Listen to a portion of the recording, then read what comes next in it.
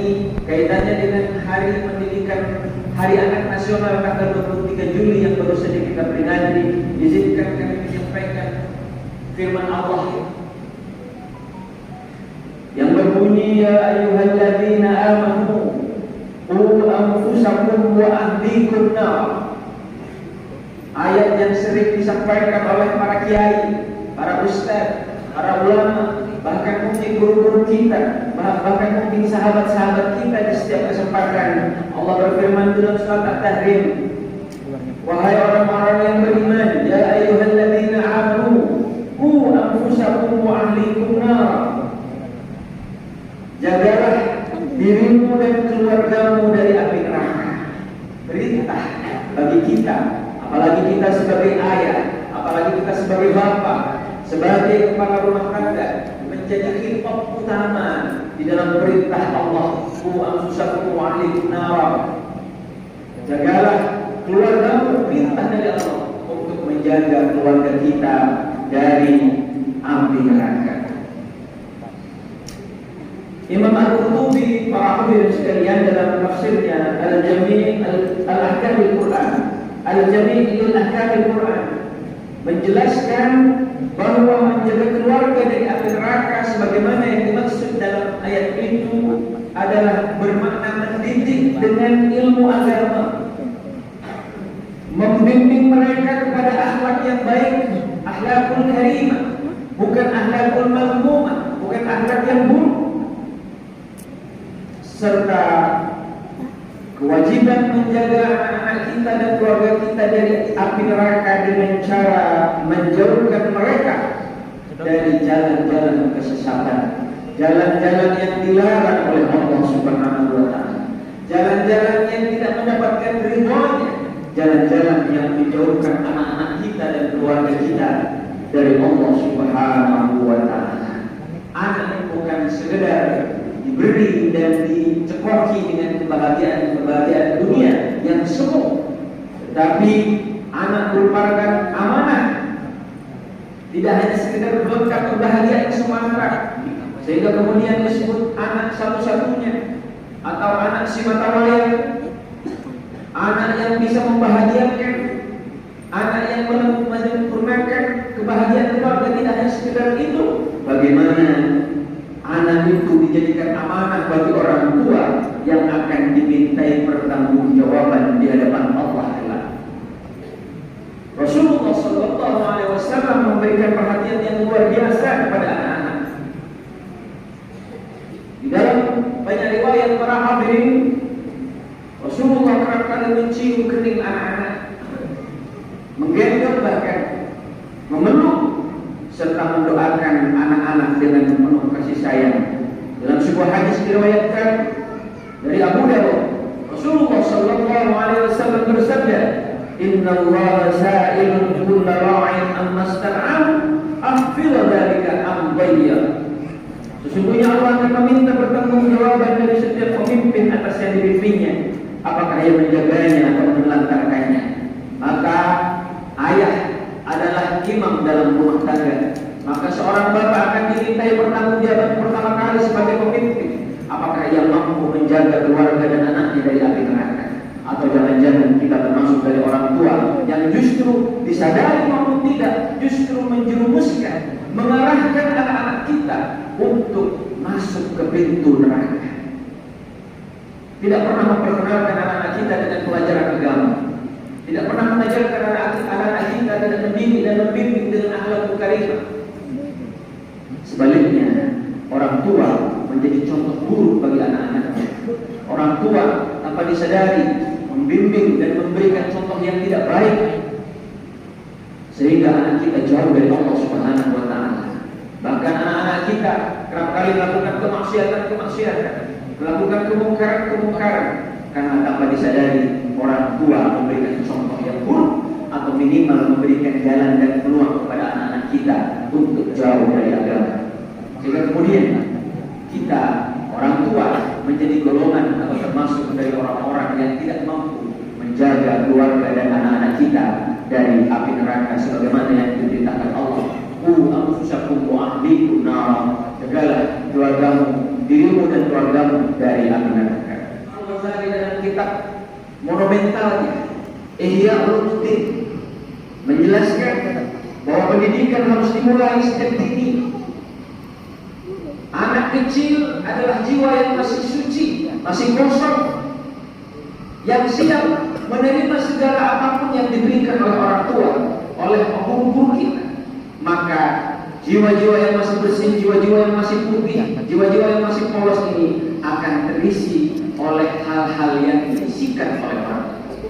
Kalau orang tua mengisi hati yang bersih itu, yang putih, yang polos itu diisi dengan keburukan-keburukan, dengan contoh-contoh yang tidak baik, dengan kalimat-kalimat yang justru menjauhkan dirinya menjadi anak yang soleh, anak yang tidak berakhlak, jauh dari agama, maka jiwa-jiwa kertas-kertas yang kosong yang ada pada diri anak, hati-hati yang bersih awalnya akan kotor oleh contoh-contoh dan perilaku serta pendidikan yang salah dari orang tuanya. Jangan pernah kita berharap anak-anak kita bisa menutup aurat kalau orang tua tak pernah memberikan contoh dengan menutup aurat. Jangan pernah berharap anak-anak kita istiqomah sholat kalau orang tua justru menjadi terdepan dalam meninggalkan sholat. Jangan pernah menyuruh anak kita atau berharap anak kita jauh dari maksiat sementara orang tuanya justru berada di paling depan mencontohkan dan melakukan kemaksiatan-kemaksiatan yang dilarang oleh Allah Subhanahu wa Ta'ala. Oleh karena itu, anak kecil yang suci dan jiwa yang bersih itu harus ditanamkan dengan nilai-nilai yang bagus agar menjadi anak yang soleh, anak yang berbakti pada orang tua, anak yang dalam ilmu agamanya, anak yang berakhlakul karimah, anak yang baik budi pekertinya. Imam Al-Ghazali dalam kitab Ihya Ulumuddin menulis, "Lit-tifli amanatun 'inda walidayhi wa qalbuhu at-tahiru jawharatun nafisatun khaliyatun min kulli naqsin wa suratin wa huwa qabilun li kulli ma nuqisha wa ma la ilayhi." Kata Imam Ghazali dalam kitab Ihya Ulumuddin mengatakan, anak kecil adalah amanah di tangan kedua orang tuanya. Hatinya yang suci bagaikan permata yang sangat berharga, kosong dari segala ukiran dan gambar. Ia siap menerima apapun yang ditanamkan dan akan condong ke arahnya. Para hadirin, zaman yang serba canggih saat ini, masih anak kita ketika mereka membawa handphone, ketika anak-anak kita menjelang tidur di kamar, kemaksiatan masuk ke kamar masing-masing. Dan kita tanpa sadari anak-anak kita kadang-kadang membuka hal-hal yang negatif, yang maksiat, yang dilarang oleh Allah Subhanahu wa Ta'ala, yang kalau tidak mendapatkan petunjuk dan tidak diselamatkan oleh Allah Subhanahu wa Ta'ala, anak itu akan meniru dengan apa yang dia lihat di handphonenya, di gadgetnya. Maka disinilah pentingnya ilmu agama. Maka disinilah pentingnya bimbingan dan didikan orang tua. Maka disinilah pentingnya ilmu akhlak. Karena itulah yang akan menjadi benteng. Karena itulah yang akan menjadi filter selain tauladan dan contoh dari orang tua. Inilah sebenarnya pesan penting dari Hari Anak Nasional yang baru saja diperingati pada tanggal 27 Juli 2020. Para hadirin jemaah salat Jumat rahimahumullah. Yang terakhir, dalam setiap kesempatan saya sering menyampaikan, sesungguhnya aset yang paling berharga untuk orang tua bukanlah harta, bukanlah jabatan. Bahkan ibadah-ibadah kita pun tidak menjadi aset. Kita sekarang rajin sholat karena kita masih sehat, masih diberi panjang umur, masih diberi nafas untuk menggelar dan bergerak. Tetapi ketika kita sudah mati, kita tidak bisa sholat lagi. Maka putuslah amal kita. Kita puasa hanya ketika kita sehat. Ketika kita dipanggil oleh Allah Subhanahu wa Ta'ala, sudah tidak bisa menambah puasa kita lagi. Apalagi yang haji, apalagi ibadah-ibadah yang sunnah-sunnah yang lain. Maka ketika Allah mencabut jiwa kita, mencabut nyawa kita, maka amal kebaikan tidak lagi kita bisa lakukan, kecuali hanya satu amal jariah kita. Dan salah satu amal jariah yang menjadi aset kita selain sedekah kita yang sumbangkan di masjid, ke yayasan yatim piatu, ke fasilitas-fasilitas umum yang terus digunakan hingga kita meninggal wafat, salah satu aset paling berharga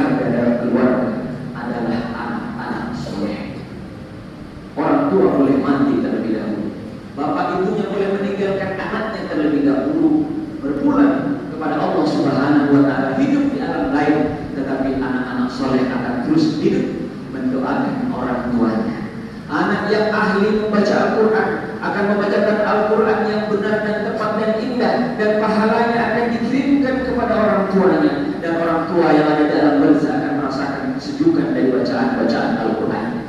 Anak-anak yang dalam ilmu agamanya, dia akan terus melakukan amal kebajikan dan beramal jariah dengan pesan-pesan dan dakwah-dakwahnya. Dan orang tua yang ada dalam barzah akan merasakan kesejukan, akan dilapangkan kuburnya oleh amal jariah dan kebaikan anak-anak soleh yang dididik baik, yang dididik sempurna, yang dibimbing bagus oleh orang tuanya. Orang tua di alam barzah akan merasakan kelapangan ketika anak dengan kesadaran agamanya, dengan akhlak yang terpuji, terus beramal jariah, bersedekah dengan harta yang ditinggalkan oleh orang tuanya, atau mungkin dari harta yang diusahakan sendiri.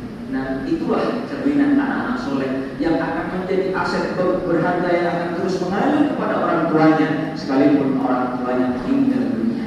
Maka di momentum Hari Anak Nasional, mari kita tanamkan motivasi bagi kita orang tua untuk mendidik anak kita menjadi anak yang soleh, menjadi anak yang taat beragama, akhlaknya baik, karena itulah perintah Allah Subhanahu wa taala, sebagaimana yang Allah perintahkan, ya ayyuhalladzina amanu qu anfusakum wa ahlikum nara. Wahai orang-orang yang beriman, aku perintahkan kepada engkau, jagalah keluargamu, jagalah dirimu dan keluargamu dari api neraka.